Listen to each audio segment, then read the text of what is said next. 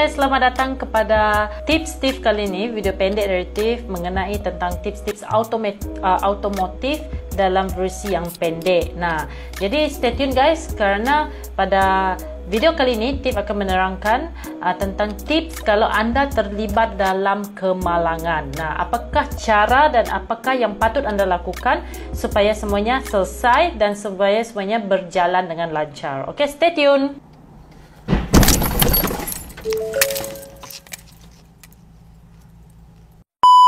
Okey, tips yang pertama, apabila kita terlibat dengan kemalangan, sama ada anda yang salah ataupun anda yang tidak salah, sama-sama saja. Jadi first perkara yang kamu orang kena lakukan adalah kena tenanglah, jangan panik. Nah, apabila kamu panik, kamu tidak dapat berfikir dengan betul, dengan waras, dengan rasional.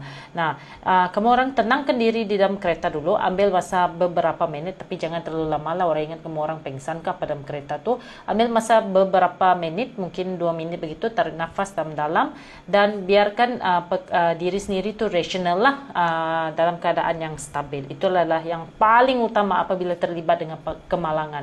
Jangan nervous sangat, tahan perasaan tu dan pastikan kamu orang terus menghubungi orang yang terdekat dengan kamu orang lah. Kalau anda seorang perempuan, hubungi rakan anda. Kalau ada yang lelaki lah, pastikan ada orang lelaki yang datang ke tempat kejadian, lagi bagus lah. Rakan anda yang lelaki ataupun suami, abang, bapa yang lelaki yang boleh menenangkan kamu orang. Kenapa saya tidak suruh kamu orang panggil perempuan? Kerana perempuan apabila dia datang ke tempat kejadian, dia akan jadi nervous. Nah, bila dia jadi nervous, dia akan menambahkan nervous kamu lagi. Nah, jadi sebaiknya panggillah seorang lelaki, kerana orang lelaki dalam bab-bab begini mereka sangat-sangat tenanglah dalam handle benda-benda begini. Okey? Okey, tips yang kedua, kalau orang tu langgar lari anda dan anda tidak tahu siapa yang melanggar anda, kalau boleh, kalau macam kamu orang dah detect orang tu yang langgar kamu, biar saja dia berlalu. Itu saya daripada pengalaman saya sendirilah.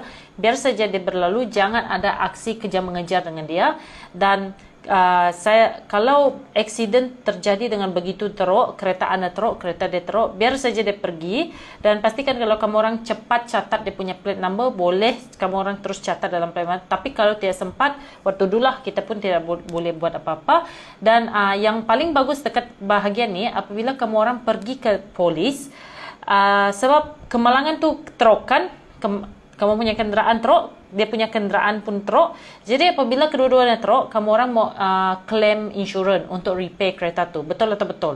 Nah, bila mau claim insurans, kamu orang kena buat laporan polis. Dia tidak boleh claim insurans begitu saja. Dia kena melalui polis, baru polis buat laporan dan laporan polis tu akan diberikan kepada pihak insurans. Nah, di situ kita boleh nampak sesiapa yang membuat laporan kemalangan, tentang kemalangan, dan pihak polis akan menyiasat macam mana kemalangan itu terjadi, dan dari situ kita boleh nampak siapa yang melanggar kita tu tadi. Nah, tidak perlu ada adegan kejar mengejar macam di dalam cerita movie kita tu, tak perlu sampai macam tu, kerana dia akan membahayakan kamu orang punya keadaan lagi. Okey? Tips yang ketiga pula adalah apabila kamu orang ingin menuju ke pihak polis, pastikan kamu orang perlu membawa photostat IC dengan driving license kamu, kerana di balai polis tidak ada menyediakan perkhidmatan begini. Bawa juga green card photostat kamu orang juga, dan cover note insurance. Tiff akan letakkan dekat sini macam mana rupa cover note insurance, dan pastikan sebab tu sangat-sangat penting untuk kamu orang hidupkan insurans, kerana malang ini tidak berbau guys. Apabila sudah accident, kamu orang tidak ada insurans, jadi kamu orang terpaksa membayar ganti rugi itu by cash.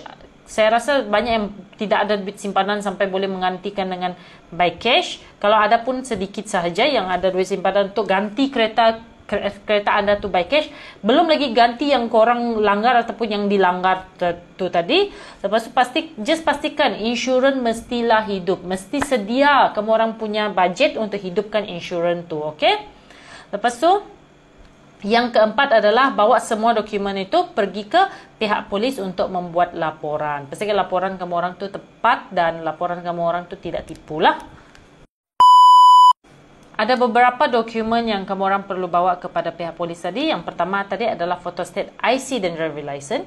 Yang kedua adalah green card kamu orang. Yang ketiga adalah cover note insurance yang terkini. Nah, jadi Tiff dah senaraikan dekat sini, dah pastikan benda-benda ni siap sedia di dalam sebuah file, dan apabila sesuatu terjadi, kamu orang just grab je benda tu dan boleh pergi ke balai polis.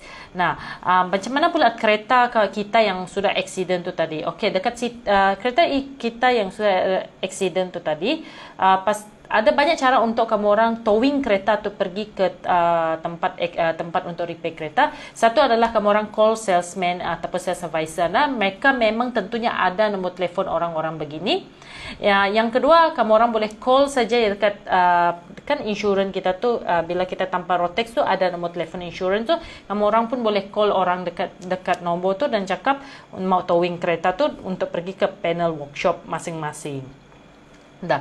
Yang last kali adalah kamu orang tunggu claim insurans kamu approve dan dia akan repair kereta kamu. Janganlah kamu orang desak orang tu untuk buat kereta kamu tu dalam 2-3 hari.